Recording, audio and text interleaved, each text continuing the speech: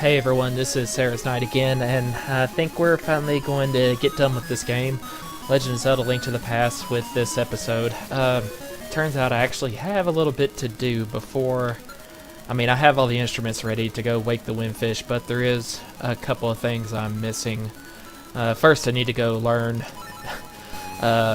Maren's final song.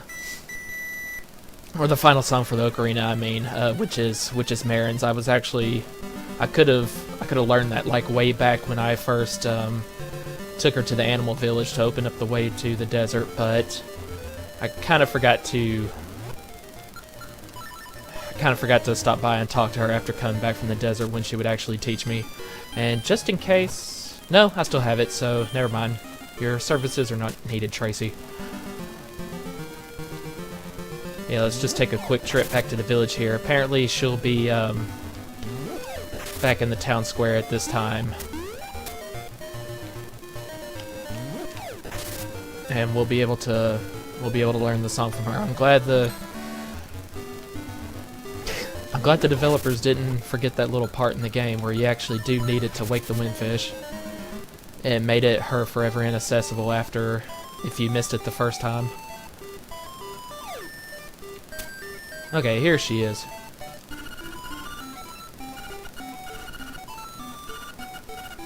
Well, thanks.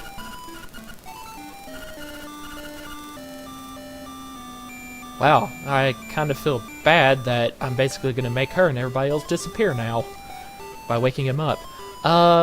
Lady, please teach me the song. Okay, there we go. I just need to have the ocarina equipped and then talk to her, so she recognizes that I have it.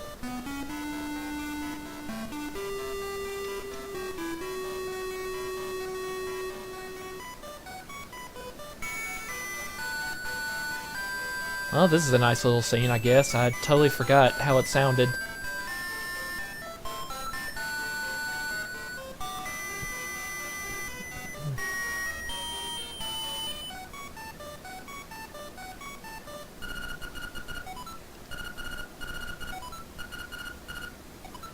Well, it does now.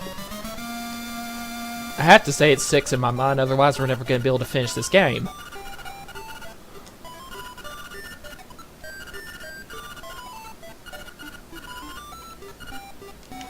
Okay, now the other thing we needed to do, absolutely, was I totally forgot about the trading side quest, and we have the broom as of now, and I left off on that when I did not remember where to go next. Like a long time ago. So, actually what we need to do is go to the animal village. And there's like I think there's like an old lady, who's like the housekeeper for that, hippopotamus lady, the one that was, pen pals with the writing guy. And she was part of the side quest a while back. She demanded that I give a bouquet of flowers to her before she talked to me or something.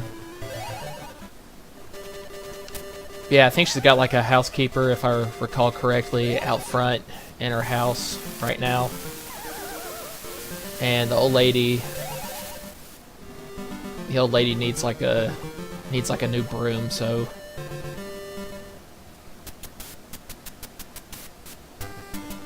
yeah, there she is. I don't even remember talking to her before, but to kind of get the story moving along, we just go ahead and she says what she needs to say.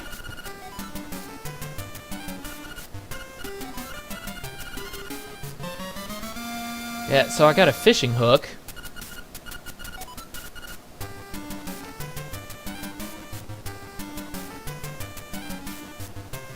So now we know what to do. I think we actually go back to the Maeve village? Well, in that case...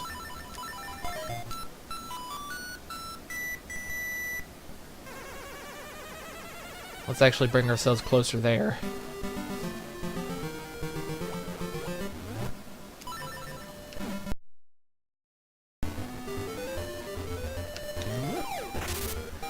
So yeah, I think we then go to that guy who was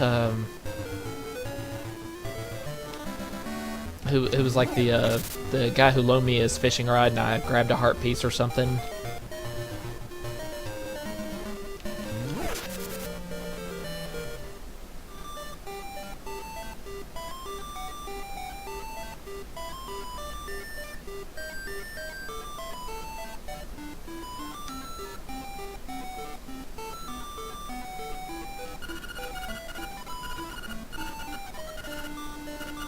Or,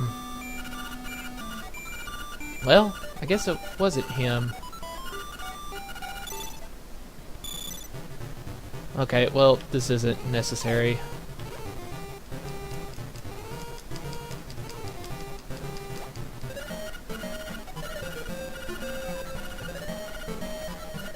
No.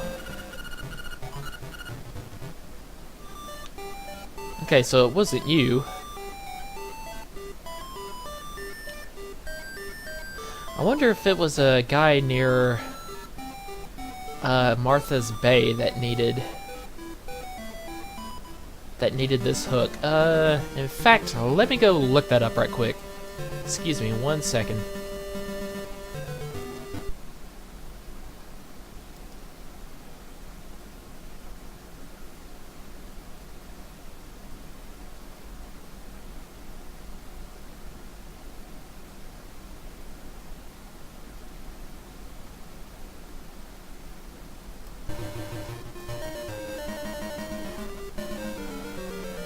Okay, yeah, sorry about that.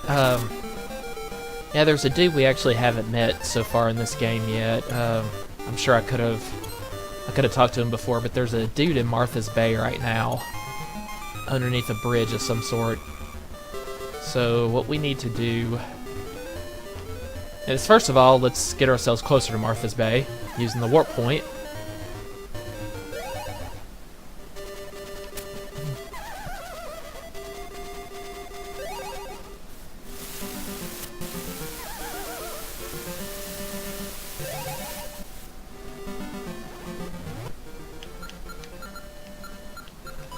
And we'll use the boots to get there faster.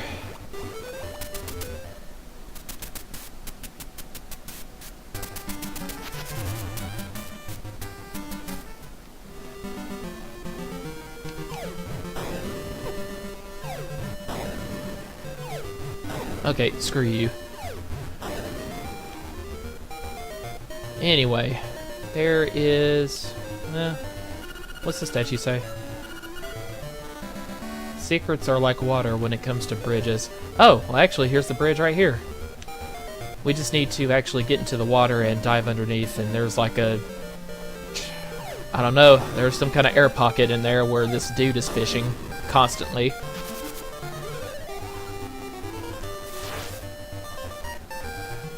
Now we'll just slip right in here.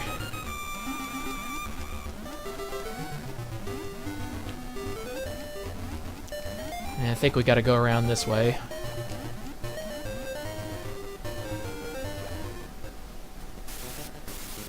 God, how would you ever find this guy on your own unless you happen to talk to that statue, and then you might get a good hint, but...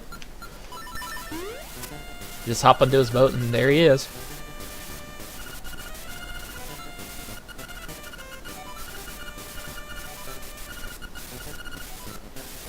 Well, dude, you could at least show some common politeness there. You better let me have it. No asking. And actually, was he actually fishing without a hook this whole entire time?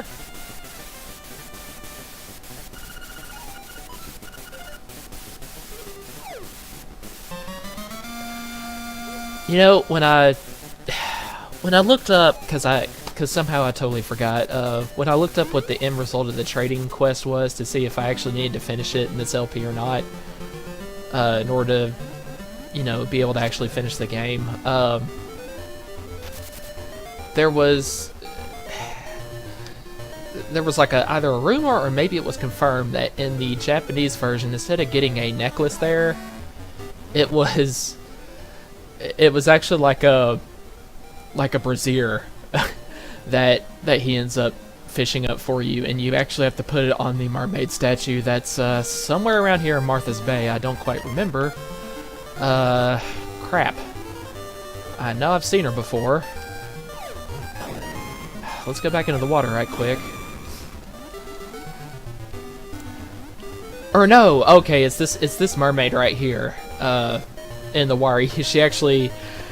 She's like kind of hidden halfway beneath the water because, like, in the original version of this game, you know, as it is in Japan, it's like, she lost her top while swimming somehow, so she's, you know, that's why you can actually kind of see a blush on her face right here, is because she's too embarrassed to fully reveal herself. But instead, you know, they censored it because, well, there's a lot of weird little ways that they felt they needed to censor games when they came over to the US. So instead we get a necklace for the American version. Well, actually, you never told me you'd give me a scale, because I haven't talked to you yet, but okay. Instead of actually plucking it off herself, she makes you dive underneath. I would consider that a little bit more personal than simply, you know, showing Link her boobs because she lost her top.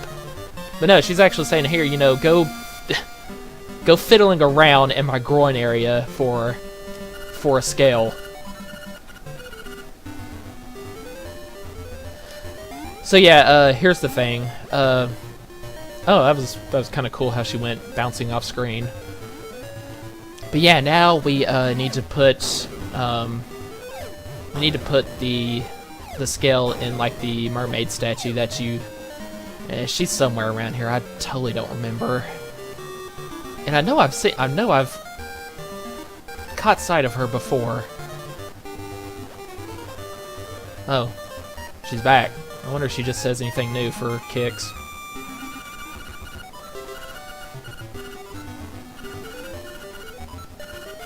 The legend of the magnifying lens be true. So that's ultimately what we get. This is the last step of the quest. Is beneath the mermaid statue. There's a cave. There it is. So yeah, I guess this whoever this artist that asked her to pose for him is, I guess that's how he made the mermaid statue over here. So it's missing a scale. You put a scale in it, or on it, glue it on, I don't know, and it will move aside and reveal a cave where our ultimate prize for this this whole trading quest is, the magnifying lens, and we actually need it.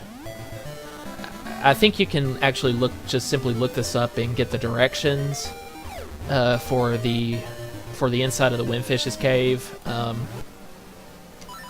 You know, instead of having to go through this whole thing, but, you know, I thought I'd just go ahead and finish it and actually see.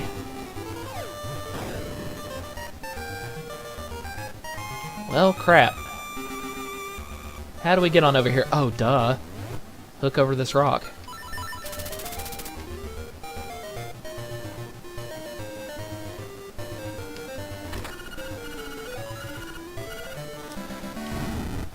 But yeah, just for the feel of game completion, I guess, is why I decided to go ahead and... What the hell? Oh, there's an invisible enemy in there, which the magnifying lens will actually help me see, or should. I don't know if that was actually monsters or just traps. Yeah, just a whole bunch of monsters in here. Just waiting in this one room. For the one time in all of this island's history, some sap will come down here looking for the lens. But yeah, now we can see all sorts of hidden things, but honestly, I mean, I'm sure there's other stuff you could have done with the lens, little side quests, but let's just move on ahead and use it for the actual purpose of finishing the game here. Let's get this over with.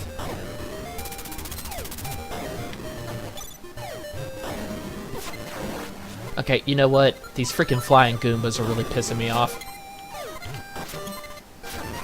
There we go. Sorry, I had to do it. But I will need arrows and magic dust for the final battle, so I believe we have as much of that as we need. You just have to be sure not to miss too many times with the arrow.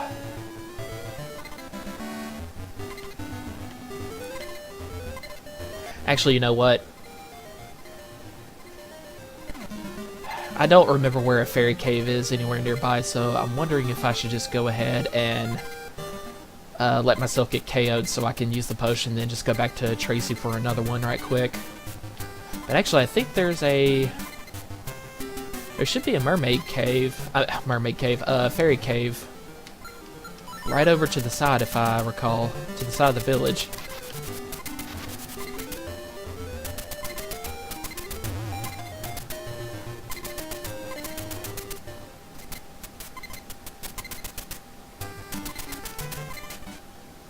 Was I correct? Well, no, this definitely isn't it, but I don't remember if I've ever even been in here before for anything. Huh. So, you know, I'm curious.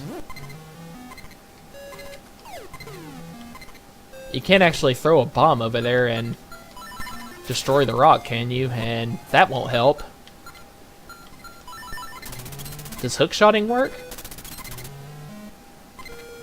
Guess not. I guess you have to throw the bomb from the other side, but I don't know. I totally do not know where the cave entrance to the other side is, so let's just forget about that. It's just a heart piece. I'm quite confident that we'll get this with the we'll get the final boss battle with the amount of life that we have.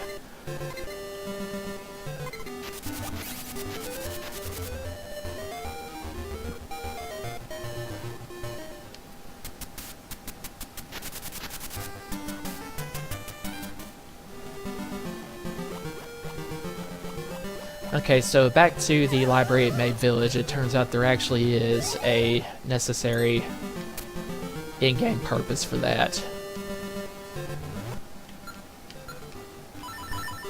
It was the book that I was unable to read before. And we actually need the magnifying lens for that, to be able to read what's inside. And it tells you the directions to take in the Windfish's egg so that you can actually get to the end. Otherwise, it's like a maze. You know, the never-ending repeated screens unless you take the right directions, just kind of like in previous Zelda games.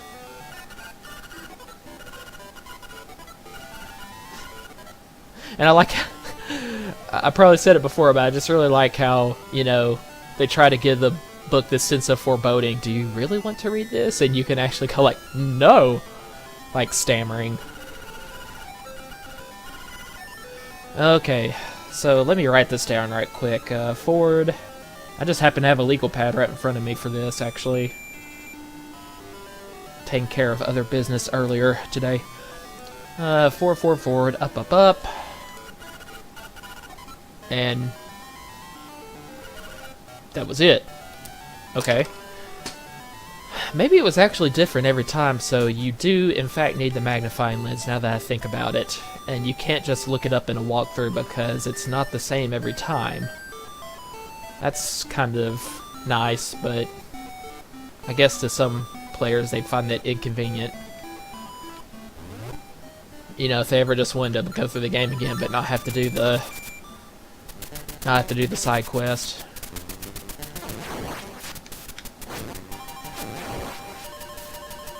I do know there's a fairy cave in here, so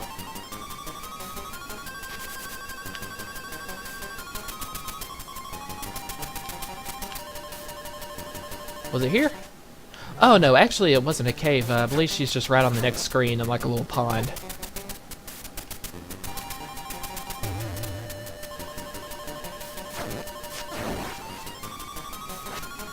Or to the side? Ah, here she is.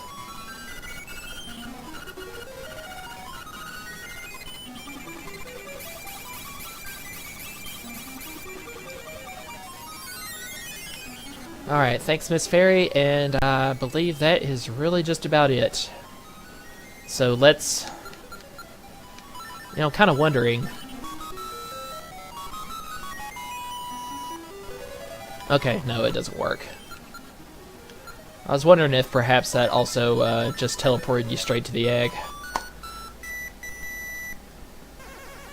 But we'll be close enough over here at Tracy's little health spa place.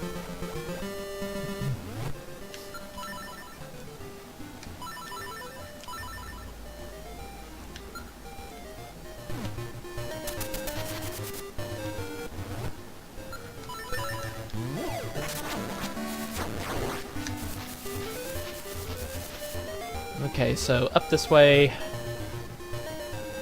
That is, in fact, the last we will see of everybody in the village, every living human being, who turns out just to be a figment of Link's imagination as he is asleep on a piece of driftwood out in the ocean.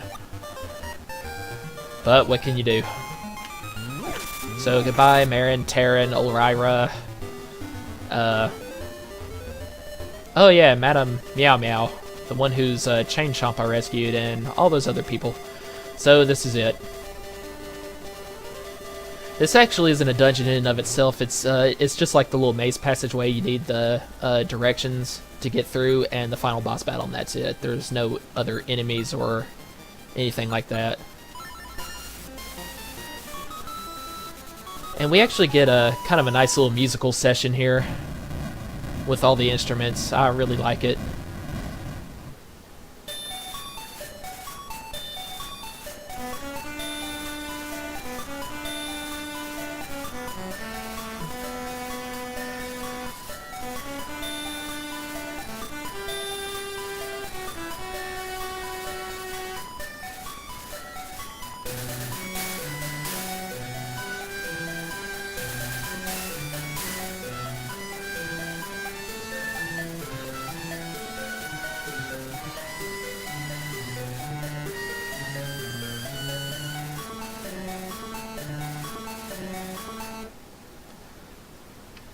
Well, and that's that.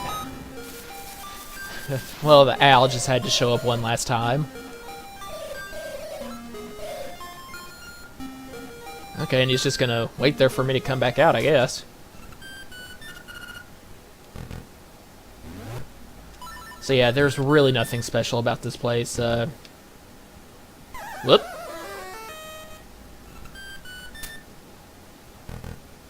Okay, I don't remember if there was any... we're down in the maze right now, but... Now I'm kind of wondering if I had bothered to light the room up above, if I could have actually hopped across and, I don't know, gone somewhere else. Probably not. So, okay, we're just going right 4 times and up 4 times.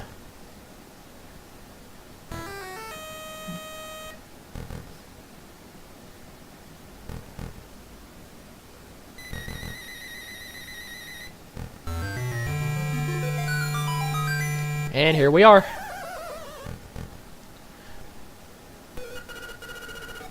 So this battle is actually kind of an endurance match. There's like 6 forms to this guy, each of which really don't have a lot of HP. It's kind of like 5 warm-up battles and one kind of, you know, like one final battle with, you know, where the boss has a little bit more HP than the previous ones, but ultimately, I mean, I really don't see me having any trouble finishing this, even in just 1 life probably, but in case I somehow die, I also have Tracy's little magic potion, so, I mean, I think we're good to go. So, here's like the, whoever this last guy is, the final siren, kind of explains to you their origin. I mean, if you hadn't tried to wake the windfish up, well then they'd just be able to kind of endure here on this island forever. Really, it's just a matter of a certain kind of species wanting to survive, and you're ruining it for them, you know? Because as soon as you wake the windfish up, their world disappears.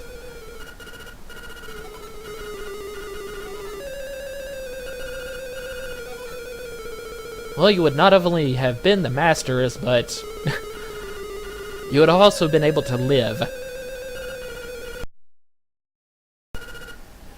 I don't know, and I guess in a way it's like kind of like Legion the demon You know, it's actually, he has a mini form, so that's why he kind of refers to himself as us. So, here we go. And there's a certain way to defeating every form. This first one, I actually need the magic powder. There's no other way to fight him. And I kind of like it. It might seem really weak design, but I actually do kind of like the fact that it's basically just a shadow. There's not really any features to this monster. I don't know. It just kind of seems to make sense considering who they say they are and came from. So that's the first. Yeah, you just sprinkle magic powder on him. I mean, mostly this fight would be hard if you had no idea how to do it, because then you'd be wasting probably a whole lot of life. I mean, he's not very aggressive, but you'd probably be hit several times, you know, if you totally had no clue how to defeat him and you were wasting, you know, going through all your items to see what could possibly work against him. And as for this is like a throwback to Aghanim, of course. So you just hit the fireballs back at him. I mean, he actually fights the exact same way. And sometimes, you know, your aim can be off, or he might throw like a special kind of fireball at you to where if you strike it, you end up only hurting yourself. Because it kind of just bursts into...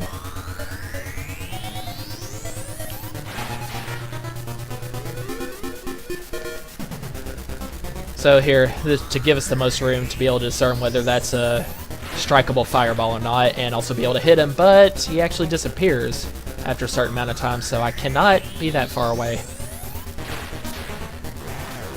Sometimes this battle is actually kind of frustrating because he continues to actually throw out the fireballs that only damage you instead of get reflected back to him. Yeah, like that one right there. Doesn't even do but a half a heart of damage. And of course, I didn't learn my lesson the first time, apparently.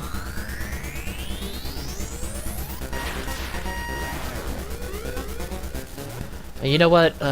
Let's put the feather in the other slide in case instead of moving, I just feel compelled to jump over it instead. That might actually help.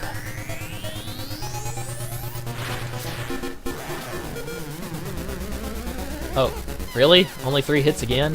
I don't remember that. But yeah, in this one, it's just a throwback to the first boss, except I think you actually have to hit him like 14 times instead of... He only had like 4 HP last time, but this time it's like 14, I think. Now, how I remember that exact number, I don't know. It's amazing the details about a game I can't remember, and the simpler things that I can't.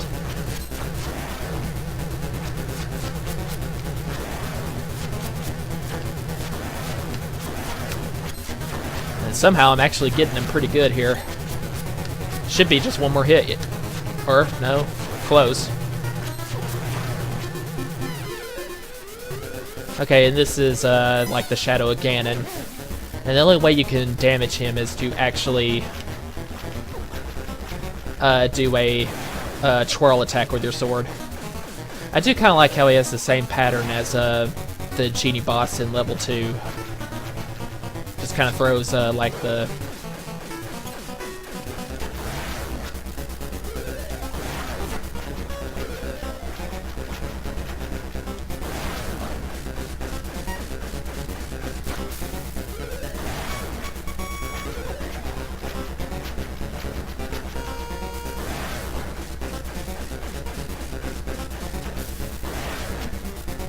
Yeah, you can imagine how easy this would be then with the level 2 sword.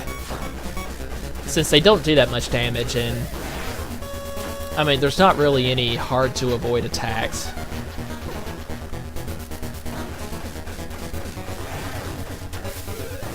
I do like his attack pattern though, just the way he chucks his spear at you, and then, okay, so yeah, this guy right here, it's simple. You just have to know to throw the wand at him once, that's it. And this is the last form, which we need to use the arrow. Now this is probably the hardest one with the most HP because, I mean, he's kind of imposing here. I mean, he takes up like pretty much the entire span of the room with just his arms, and you do need to get in the center whenever he opens his eye. And if he just never opened it, he'd be impossible to kill, so just thought I'd point that out.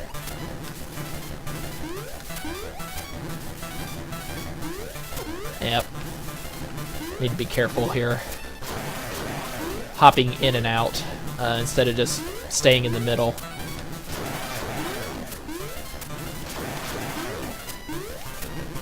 I think it actually takes at least 20 hits to kill this guy, so you do need to make sure not to miss, or else you're totally screwed if you run out of arrows. Oh, and then he kind of changed his pattern up. Now his arms are meeting together in a different like vector of the circle, you know, of his area of attack.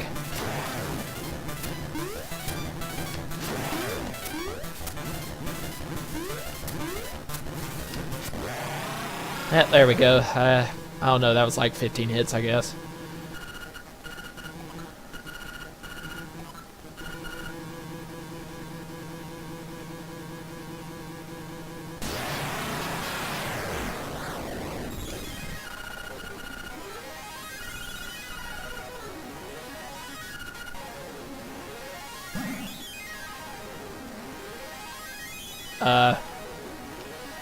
Oh.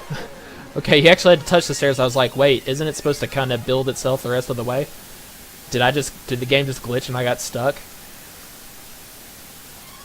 So yeah, I don't know, the more I think about it, when the windfish actually appears, it kind of made me think of, I don't know much about the Star Fox universe.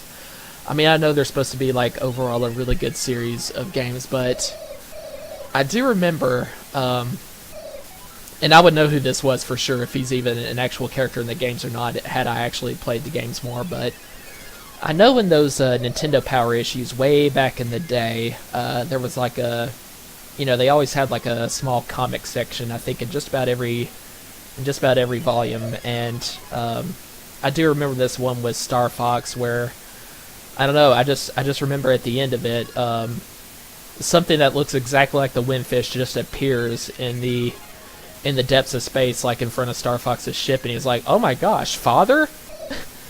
It's like, your father is like a giant galaxy whale? What?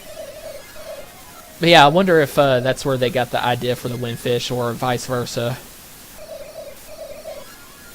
I don't remember whatever issue that comic is that I'm thinking of was in. I don't remember if that came out before or after this game.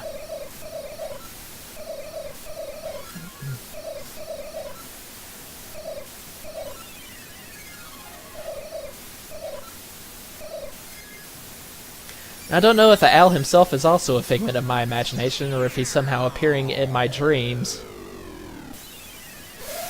from someplace in the real world in order to help me awaken, like consciously help me awaken from this dream. Who knows, it might be the same owl from Ocarina of Time. But yeah, this is the windfish. Looks like a really weird looking space whale with angel wings and a lazy eye. And all too intricate ornamental design on him.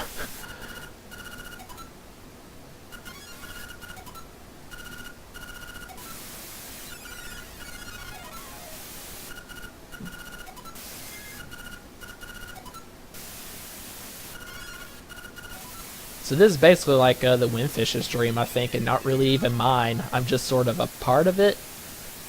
Or my dreams merged with his.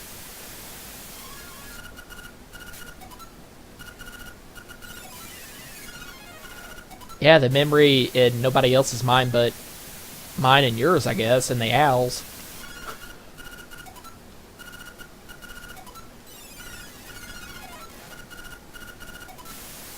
I guess unless Link on his way back to Hyrule, as soon as he finishes rescuing that in the first game, like saving the Hyrule that he's returning to right now after this game, thinking the official. There's really an official continuity, but this was the proposed one that Game Trailers came up with. I mean, I guess after Link gets done saving the Hyrule in the first game and everybody, moves back in, he can just sort of go around telling everybody about this dream, and that way Kohanlet's memory will live on. I don't know.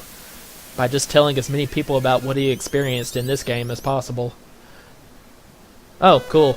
You're gonna get another medley from the instruments again.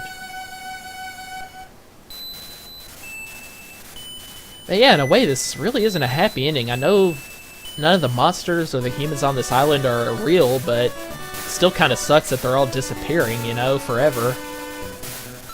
And there goes Maren, too.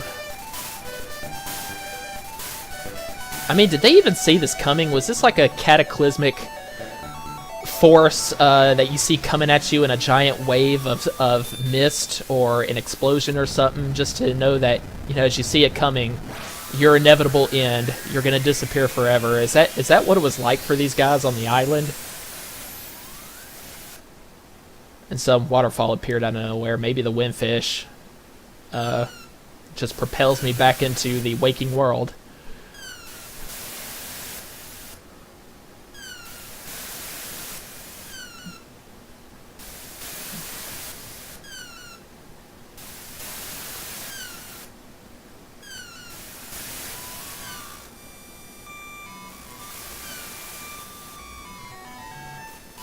Especially for Game Boy graphics, I really do think that is a good character design for Link.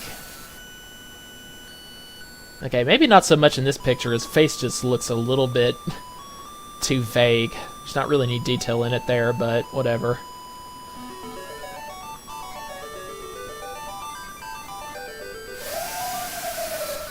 I do kind of like the sound that the windfish makes too. Yeah, and he actually soars through the sky, not the water.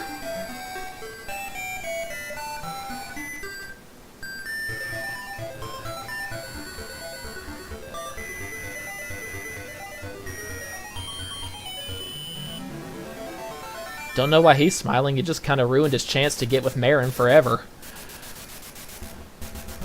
But anyway, yeah, that's the end of Legend of Zelda: Link's Awakening.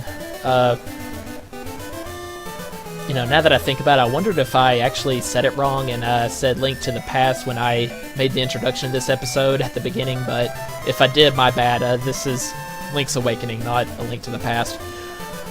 But yeah, just one of my more nostalgic Zelda games. Not the best in the series, I don't think anybody would say that, but everybody still at least really likes it. And, it's definitely one of the best games on Game Boy, I think. So anyway, thanks for joining me on this, guys, and I think next time we'll probably get into the Evil Within once I get done uploading this episode to finish out this game, and also the rest of the Resident Evil 7 episodes. So again, thanks for watching, and I'll see you next time in most likely the Evil Within. Later!